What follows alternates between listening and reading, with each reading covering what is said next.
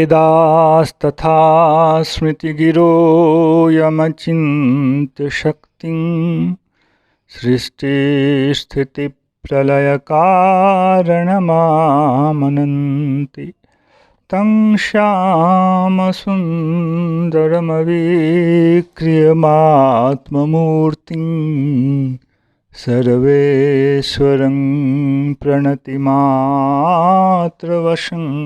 भजामः। अज्ञाननिरधिरुपैति यया विशोषं भक्तिः परापि भजते परिपोषमुच्चैः तत्त्वं परं स्फुरति दुर्गममप्यजस्रं साद्गुण्यभृत्स्वरचितां प्रणमामि गीताम्। नारायणं नमस्कृत्य नरं चैव नरोत्तमं देवीं सरस्वतीं व्यासं ततो जयमुदीरयेत्। हरे कृष्ण कृष्ण कृष्ण हरे हरे, हरे राम राम राम हरे हरे। गीता मंजरी का यह 230वां अंक है। हम लोगों ने 7, 20, 21 श्लोक के अंतर्गत यह श्रवण किया कि किस प्रकार सब लोग भगवान की शरण में नहीं आकर कामनाओं से पीड़ित होकर अन्य देवताओं की शरण में जाते हैं और उन देवताओं के प्रति श्रद्धा भी भगवान ही बनाते हैं।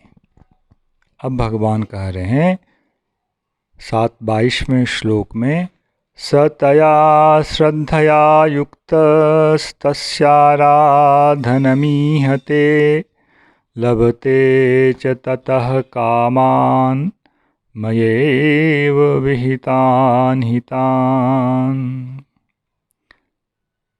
तया श्रद्धया युक्तः, उस श्रद्धा से युक्त होकर, तस्य आराधनम ईहते, उस देव विशेष की आराधना के प्रति वह प्रयत्न करता है। लभते च ततः कामान, और फिर उस देवता से अपनी कामनाओं को वह प्राप्त करता है। किंतु एक जो चीज़ वह नहीं जानता है कि फल उसे उस देवता ने नहीं दिया है। फल किसने दिया है? भगवान ने ही दिया है। यह कह रहे हैं भगवान, मयैव विहितान हितान, तान मयैव विहितान तान कामान ततः लभते। वो ऊपर से मैंने ही उसका ऑर्डर दिया है, मैं ही उसका असल विधाता हूँ, उस कामना का विधाता मैं ही हूँ, देने वाला मैं ही हूँ, विधान करने वाला मैं ही हूँ। किंतु वह उस देवता रूपी द्वार के द्वारा प्राप्त करता है, किंतु इस चीज़ को वह नहीं जानता क्योंकि वह अज्ञानी है। ज्ञानी होता तो वह मेरी शरण में आ जाता।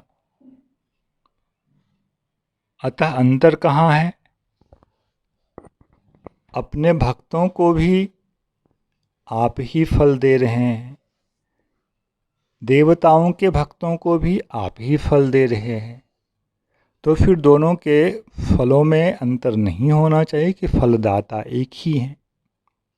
इस चीज़ का निराकरण भगवान कर रहे हैं। फलदाता मैं ही हूँ, तथापि दोनों के फलों में अंतर है। अंतवत्तु फलं तेषां तद्भवत्यल्पमेधसां देवान् देवयजो यान्ति मद्भक्ता यान्ति मामपि। भगवान कह रहे हैं कि दोनों के फलों में अंतर हो जाता है। क्यों अंतर होता है? किस प्रकार का अंतर होता है? क्यों अंतर होता है के लिए भगवान तो बोल रहे हैं अल्प मेधशाम। मेधा अर्थात बुद्धि, उसकी बुद्धि बहुत क्षुद्र है, उसकी बुद्धि बहुत क्षुद्र है। इसलिए वह देवताओं की शरण में जाता है कि यह देवता जो है शीघ्र फल देने वाला है, वह मुझे ही फल देने वाला नहीं समझता है। और दूसरी क्षुद्र बुद्धि यह है कि देवताओं को क्या वह मेरे शरीर का अंग मानकर उसकी उपासना करता है? नहीं करता है। यदि देवताओं को मेरे शरीर का अंग मानकर उपासना करे तब भी उसमें एक सद्गुण का भाव होगा। ऐसा भी नहीं करता है, वह देवताओं को मुझसे स्वतंत्र मानकर चलता है। वासुदेव सर्वम के अंतर्गत क्या है? सब कुछ वासुदेव के अधीन है, किंतु उसकी इस प्रकार की दुर्बुद्धि होती है कि एक तो वासुदेव शीघ्र फल देने में समर्थ नहीं है, और दूसरी दुर्बुद्धि यह है कि वह देवताओं को वासुदेव का तनु नहीं मानता है। इन दो कारणों से उन देवताओं की उपासना के द्वारा जो फल वह प्राप्त करता है वह नाशवान फल है।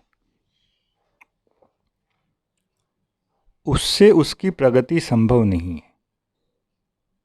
जो बहुनाम जन्मनाम कहा गया उसमें क्या हो रहा था? भगवान की आराधना कामनाओं के द्वारा किए जाने पर भी क्रमशः उसका संबंध भगवान से बढ़ता जा रहा था। वह प्रगति कर रहा था और प्रगति करते करते कभी कामनाओं का त्याग कर कर वह भगवान के साथ योग युक्त हो सकता है, हो जाता है भगवान की दया से। किंतु यह संभावना भी इसके विषय में संभव नहीं है। इसलिए अंतवत्तु फलम तेषाम, फल तो जो भी है कामनाओं को प्राप्त करना रूप जो फल है, सभी फल जो है नाशवान है।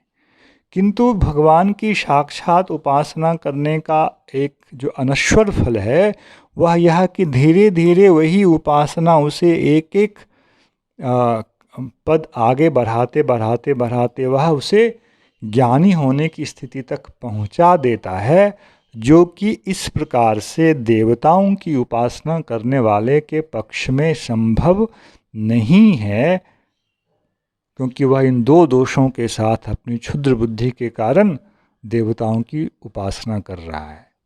एक तो भगवान को उस योग्य नहीं मान रहा है, और दूसरा देवताओं को, अपने उपास्य आराध्य देवता को वह भगवान का शरीर नहीं मान रहा है। इसलिए वह जो फल प्राप्त करता है वह तो फल नश्वर है ही, उसके अंदर जो एक फल हो भक्तों को प्राप्त होता है सकाम होकर के भी, वह इसे प्राप्त नहीं होता है। यह बस उसी पचड़े में पड़ा रहता है। देवान देवयजो यान्ति, देवताओं की इस प्रकार से उपासना करने वाला देवताओं को ही प्राप्त होता है। मद्भक्ता यान्ति मामपि, और मेरे भक्त मुझे प्राप्त करते। यहाँ जो अपि शब्द है इसको समझना चाहिए। अपि शब्द जो है हिंदी भाषा में ये बोलते हैं मुझे भी प्राप्त करता है। पहला अर्थ ये होता है, मुझे ही प्राप्त करता है यह भी अर्थ होगा, पर यहाँ मुझे भी प्राप्त कर लेता है यह अर्थ इसलिए संगत है कि जो सकाम भक्त हैं उनको कामनाओं की भी तो प्राप्ति करनी है पहले, तो वे अपनी कामनाओं को भी प्राप्त करते हैं और बहुत जन्मों के बाद अंत में मुझे भी प्राप्त कर लेते हैं ज्ञानवान होकर। किंतु ये जो देवताओं की उपासना करने वाला, देवताओं में अधिक योग्यता की भावना रखने वाला, और जो देवताओं में भगवान से अधिक योग्यता की भावना रखेगा, वह निश्चय उसे उनसे स्वतंत्र मानेगा, भगवान का तनु नहीं मान सकता है, भगवान का शरीर नहीं मान सकता है। इन दोषों के साथ जो देवताओं की उपासना करता है, उसकी अधिक से अधिक गति उस अपने आराध्य देवता के लोक तक होगी, उससे ऊपर नहीं होगी। अब प्रश्न यह आएगा कि जो देवताओं की उपासना तो कर रहे हैं, किंतु देवताओं को भगवान का शरीर मानकर ही कर रहे हैं, उनको क्या प्राप्त होगा? तो इसका सिद्धांत यह है कि वह भी भगवान को प्राप्त करेगा, इसलिए उसके लिए भी फल जो है अंतवत नहीं होगा, नाशवान फल नहीं होगा, उसके लिए भी अनश्वर फल ही होगा। किंतु अंतर इस दृष्टि से होगा कि जो साक्षात भगवान का ही भजन कर रहे हैं, वह शीघ्र ही ज्ञानी बनेगा, और जो साक्षात भगवान का भजन नहीं करके भगवान का शरीर जो देवता हैं, इस भावना से उनका जो भजन करेगा, उनको उस स्थिति में पहुंचने में समय लगेगा। अंत में उसको भगवान की एकांतिकी उपासना करनी ही पड़ेगी, और फिर सकाम होकर के ही सही, फिर उसके द्वारा उसे ज्ञानी बनने का अवसर मिलेगा। किंतु वह एक पड़ाव है जिसे उसे प्राप्त करना पड़ेगा कि भगवान की उपासना में लगना पड़ेगा, और वह संभव है इन लोगों के पक्ष में जो देवताओं को भगवान का तनु मानकर उनकी उपासना करते हैं।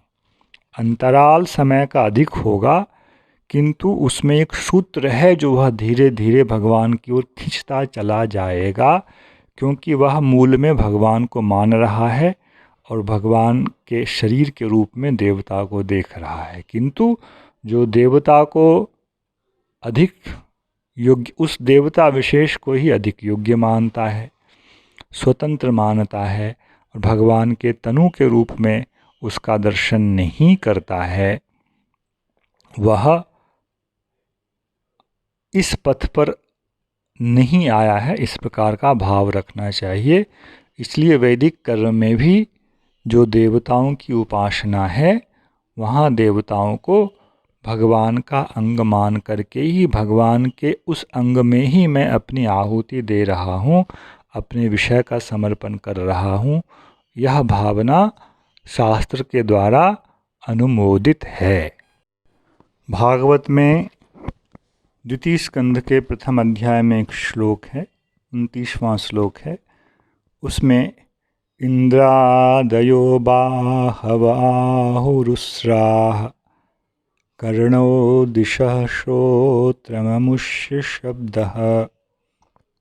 तो वहाँ जो विराट पुरुष का वर्णन है, उसके अंतर्गत इंद्रादि देवताओं को भगवान के बाहु के रूप में स्मरण किया गया है। केवल इंद्र बाहु नहीं है, इंद्र बाहु ही नहीं है, इंद्रादयो बाहवः, बाहु के द्वारा अन्य अंग में भी भगवान के अंग, अन्य अंगों में भी देवताओं की स्थिति मानकर उपासना का विधान है। इसलिए जो इस प्रकार से वैदिक कर्मों को करते हैं, उनको धीरे धीरे आगे बढ़ने का अवसर तो मिलेगा, किंतु जो इस स्तर में भी नहीं है, उनका तो फिर वो उसी लेवल में, उसी सीमा में रह जाते हैं।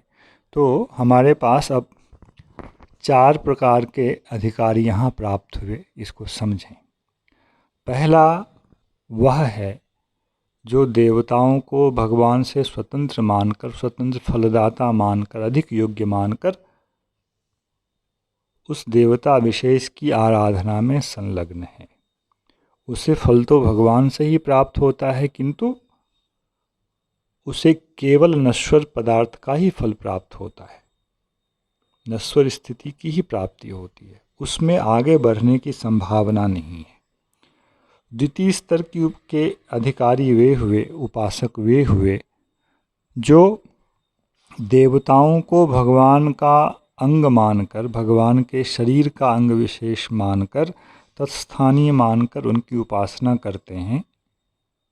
तो वे देवताओं को भगवान से स्वतंत्र तो नहीं मानते हैं, किंतु किसी कारणवश उसमें उनकी श्रद्धा है, तो उनको जो फल प्राप्त होता है उसमें वस्तु रूपी फल जो है, जिस पदार्थ के लिए उपासना कर रहे हैं वह तो नश्वर ही है, किंतु आगे बढ़ने का उनको एक अवसर प्राप्त होता है, क्योंकि मूल में उन्होंने भगवान को माना है और उनके अंग स्थान में देवताओं को माना है। ये दूसरे प्रकार के अधिकारी हुए, किंतु इनको एक अगले सोपान पर आना पड़ेगा। वह सोपान क्या है? वह सोपान है सकाम होकर भगवान की आराधना करना।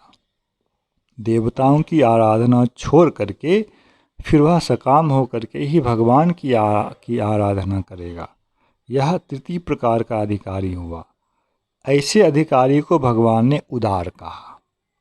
इसके पहले वाले जो अधिकारी हैं उनको भगवान ने उदार नहीं कहा है। कुछ गुण तो हैं पर उदार नहीं कहा है।